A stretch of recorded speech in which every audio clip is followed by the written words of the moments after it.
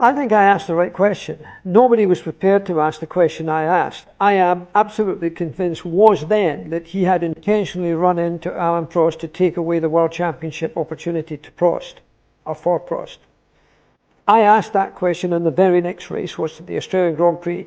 He had cancelled the interview the day before. He was 3 hours late for the day of the interview.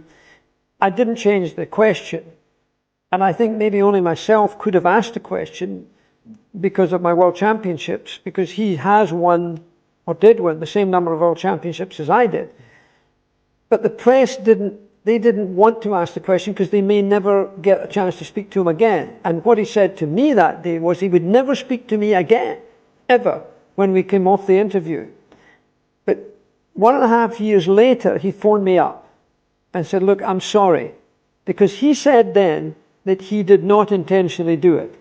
He later admitted that he did intentionally do that to Prost. And when he phoned me back, he said, look, I apologize. I told you a lie.